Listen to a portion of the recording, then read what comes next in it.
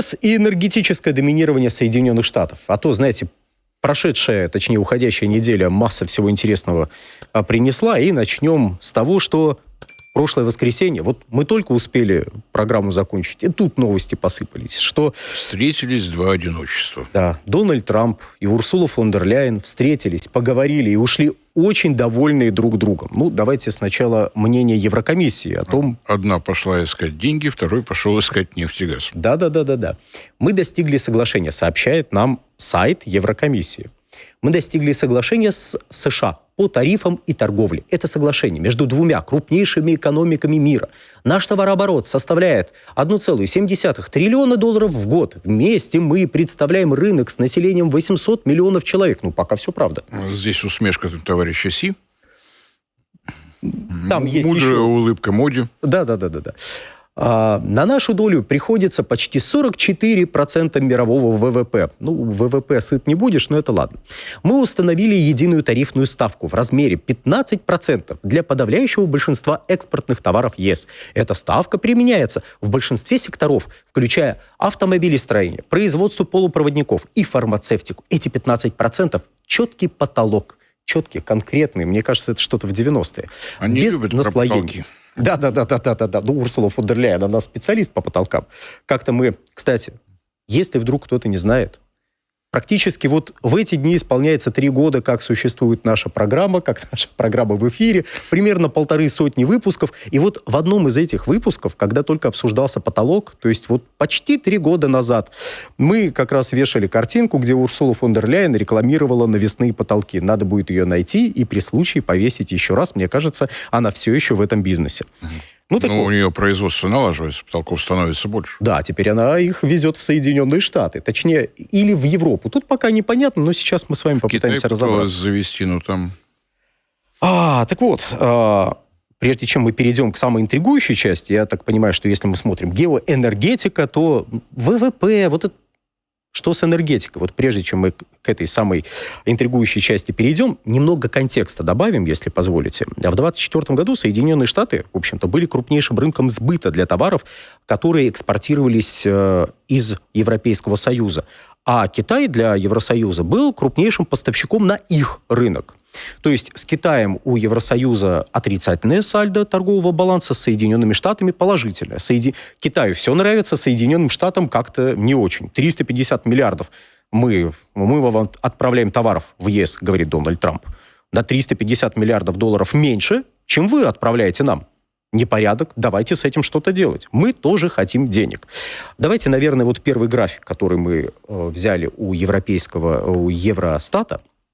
Вот. И на этом самом графике мы с вами увидим, как менялся экспорт и импорт по годам в Европейском Союзе. И, знатоки английского, я думаю, сразу разберутся, что Евросоюз экспортирует, а что он импортирует. И вдруг неожиданно мы заметим, что Евросоюз импортирует энергоносители, сырье, или сырьевые товары, и экспортирует он продукцию машиностроения. То есть там, знаете, всякие станки, всякие там автомобили на несколько миллиардов, десятков миллиардов евро в год. Вот.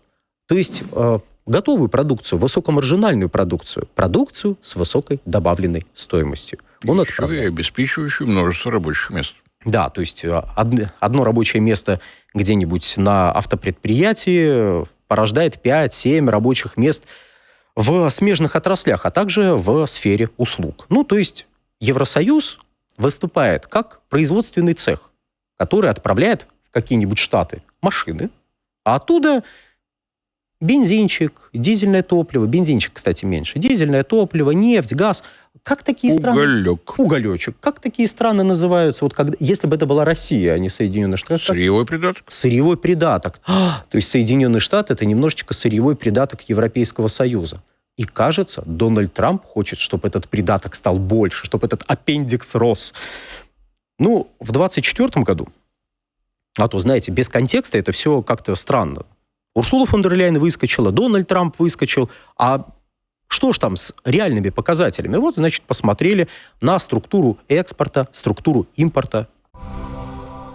В 2024 году Наибольший профицит торгового баланса с государствами, не входящими в ЕС, был зафиксирован в Германии и составил 255 миллиардов евро.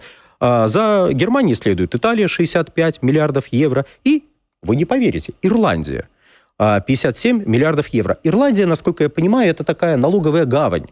Хотя я тут могу заблуждаться, это все-таки не про энергетику, но, если я не ошибаюсь, там какие-то компании зарегистрированы, в том числе условно-американские. Ну да ладно, мы в эту тему погружаться не будем. Лучше вот на эту картинку посмотрим с вами дружно. То есть вот Соединенные Штаты – это довольно важный торговый партнер, притом торговый партнер, который в основном выступает, еще раз, в качестве сырьевого придатка Европейского Союза.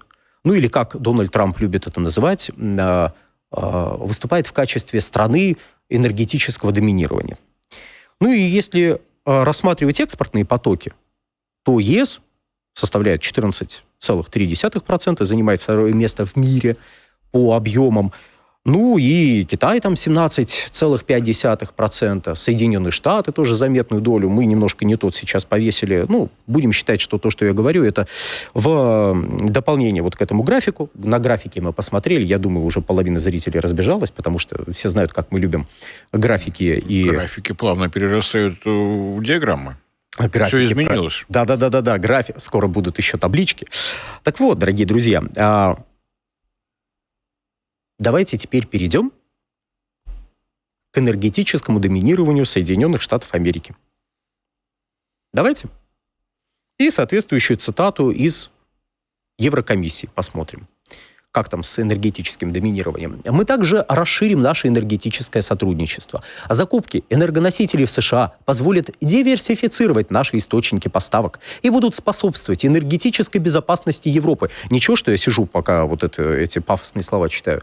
Мы заменим российский газ и нефть значительными закупками американского СПГ, нефти и ядерного топлива. Ну, как они, газ и нефть, это, кстати, прям цитата. Газ и нефть будут еще ядерным топливом, знаменитым американским ядерным топливом. Борис, мне кажется, вот здесь стоит и ремарку, потому что мы дальше убежим, но вот про ядерное топливо. А много США экспортируют ядерного топлива? Я не знаю, как с этой статистикой. Действительно экспортируют непосредственно с своего завода в Швецию. Это экспорт из США, не экспорт из США. Я не очень разбираюсь. Как они там это в статистике отражают? То есть у компании Westinghouse есть завод в Швеции, я правильно понимаю? Да, вот. А Швеция у нас часть Евросоюза. Знаете, мы тут немножко путаемся. Со статистикой сложно. Да. Это как будет экспорт из Соединенных Штатов этого ядерного топлива? Просто, как я понимаю, на АЭС в Чехии, допустим, это из Швеции. Там недалеко везти. Здесь поближе. Не через Атлантический океан. Может, Дональд Трамп не в курсе? Вообще все поближе. Приобретаешь урановую руду в Казахстане, обогащаешь во Франции, в Англии, в Голландии, в Германии, отвозишь в Швецию, производишь топливо, на этом процесс закончился. Является ли это экспортом из Соединенных Штатов, мне действительно очень сложно сказать. Я не разбираюсь, как Евростат ведет свои базы данных, как это отражено. Наверное, как-то отражено. Тут нам уже пишут, что еще и графики в цветах украинских флагов. Протестуем. Это, вы не поверите, но это цвета Европейского Союза. Это цвета Европейского Союза, это с официального ресурса Европейского Союза взяты все эти графики. Поэтому не надо. Если что, кстати, писать нам искрометные комментарии, вопросы, предложения, замечания можно с помощью вот этого QR-кода, который вы видите в углу экрана. И только самые ехидные зрители знают, что это еще и цвета общества даунов. Вот это уже ай-яй-яй. Нам уточняют, что шутят. Да мы понимаем. Все в порядке. Вы продолжайте. Продолжайте. Лучшие шутки будем зачитывать. Вот они-то шутят, а я на полном серьезе. Кстати, тут вот какой момент. Урсула фон дер Ляйен кое-что скрыла. На официальном сайте Еврокомиссии выложено официальное заявление после вот этих вот переговоров. Искрометных, замечательных, очень успешных. Но она кое-что скрыла. Она почему-то забыла упомянуть, что отраслевые пошлины на сталь, алюминий и медь останутся прежними. ЕС продолжит платить 50%. А этот вопрос потом обсудят. Откуда мы это знаем? А знаем мы это из официального заявления уже на сайте Белого дома. У них разные официальные заявления с разным текстом и с разными акцентами. Так вот, ЕС удвоит инвестиции в энергетическую сверхдержаву. прекрасно. Вот, опять же, ничего, что я сижу, что во время зачитывания этих пафосных слов. США, закупив американские энергоносители на сумму 750 миллиардов долларов до 2028 года, там Трамп то ли переизберется, то ли не переизберется. Пока неизвестно, поэтому до 2028 года. Это укрепит энергетическое доминирование Соединенных Штатов, снизит зависимость Европы от враждебных источников. Мы можем сейчас поднять руки, кажется, это про нас. От враждебных источников и сократит наш торговый дефицит с ЕС. Ну, поскольку не поименовано, то снизить зависимость можно, например, от Норвегии. Сейчас, вот я предлагаю, вот я очень от Алжира. Так, я очень хотел перейти вот к этим замечаниям после следующей таблички, ну, как таблички, списка, который мы предлагаем вам. Собственно, давайте выясним, сколько Евросоюз тратит на энергоносители. Это, опять же, данные, которые приводит Евростат. С 2014 года по 2024 миллиарды евро. За все энергоносители Евросоюз платит вот столько. Ну, к энергоносителям, напоминаю, относятся газ, уголь, нефть, ну и, наверное, ядерное топливо. Ну, нефтепродукты еще можем добавить. Ну, как бы, и собственно, все. Внимание, вопрос. 750. Это на 3 года. По 250 миллиардов в год.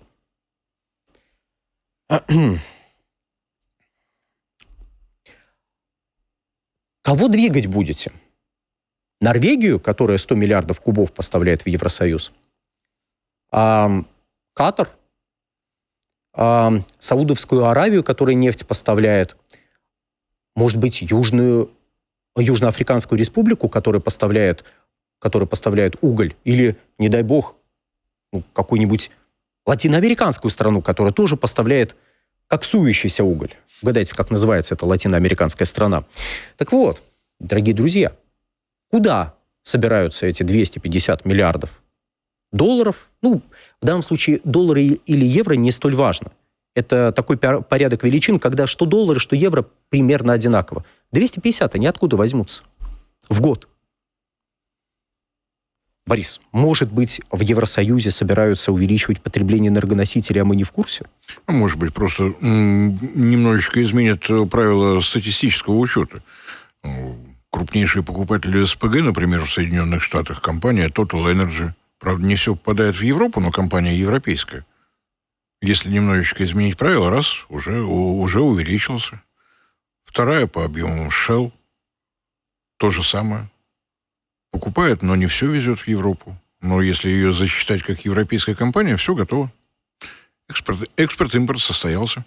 Давайте глянем, что там у нас с импортом, например, газа. Тут вот, мне кажется, надо проиллюстрировать физический импорт газа в Европейский Союз, откуда он идет, в каких объемах. Если можно, вот график.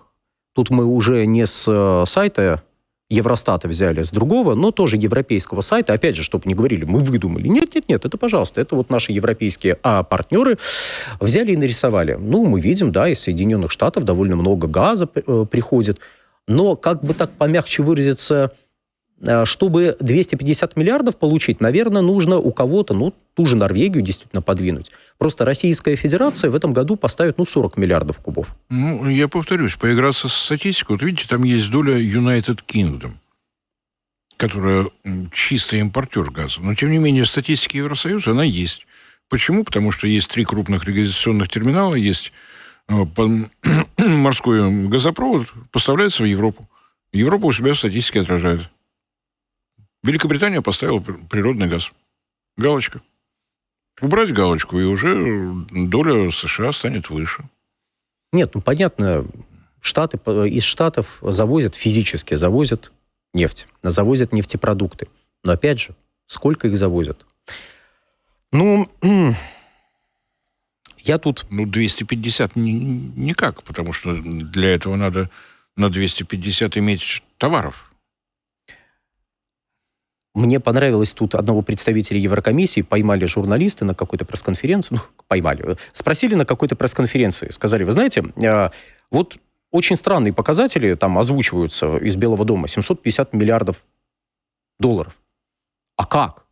То есть откуда, каким образом? Просто дело в том, что не только вот мы тут в студии несколько удивляемся такой цифре, точнее числу, а мы как бы далеко не первые, кто заметил, что это как-то абсурдно много. В Америке заметили, в Европе заметили, везде заметили. То есть откуда эта вообще величина взялась? Ну, мы отбрасываем в качестве версии, что Трамп просто сочинил. А давайте 750 напишем. Давайте 750. Им двоим легко, потому что Трамп ничего не продает. Европейская комиссия во главе с Урсулой ничего не покупают. Они могут говорить много. Ну и, собственно говоря, там поймали, значит, представителя Еврокомиссии и спрашивают, а как? Он говорит, мы не знаем пока, например, СПГ из Штатов везут. Мы, правда, не можем частных покупателей заставить покупать, но, смотрите, у нас есть механизм совместных закупок, и мы можем как-то вот частных покупателей как-то так собрать и показать им, смотрите, я сейчас, казалось бы, иронизирую и занимаюсь какой-то клоунадой, это, знаете, близко к тексту пересказ. Цитаты представителей Еврокомиссии, который пытался объяснить, откуда 750 миллиардов долларов могут взяться. Значит, мы их соберем, а у нас есть механизм совместных закупок, и мы им скажем, американские СПГ. Они увидят американские СПГ, скажут, хорошо. И начнут его покупать. Нет, они просто скажут, хорошо, потому что в рамках этого механизма совместных закупок на самом деле закупки не происходят, что самое абсурдное. Там происходит... Я не шучу сейчас. Я понимаю, прозвучит странно. Я не шучу. Происходит знакомство потенциального покупателя и потенциального продавца. То есть механизм совместных закупок – это такой клуб знакомств покупателей и продавцов. При том, что самое интересное, когда они знакомятся в рамках этого механизма, сделка не заключается. Они потом идут в уголочек и, может быть, договариваются, а может, не договариваются. И так вообще есть для понимания масштабов. Вот это чудесный механизм совместных закупок, о котором стали говорить в Евросоюзе после того, как про 750 миллиардов не только в этой студии, но и у них там стали задавать вопросы. Как? Хомс, как? Так вот, 2% всего спроса на газ через вот этот механизм прошло. Мне кажется, 2%. Это как-то маловато. И если что, из Штатов действительно нефть везут, дизельное топливо везут. Но даже если они повезут все дизельное топливо, которое потребляет импортирует Евросоюз, вытеснят остальных поставщиков. Но этого не хватит. А учитывая, что с 2026 года возникает риск кризиса перепроизводства на мировом рынке газа, и сами Штаты настаивают на том, что есть избыток предложения нефти, и вообще цена будет низкой, откуда 750 миллиардов могут взяться? Откуда? Да ниоткуда. Подождите. Так. У нас в 18-м пакете европейских санкций они ввели сами себе запрет на покупку нефтепродуктов из российской нефти. Очевидным образом это означает, что нефтепродукты из Индии поступать больше не будут. А это 16% в общем объеме импорта. Вот эти 16% американцы и заместят. У них же с этим вообще проблем нет.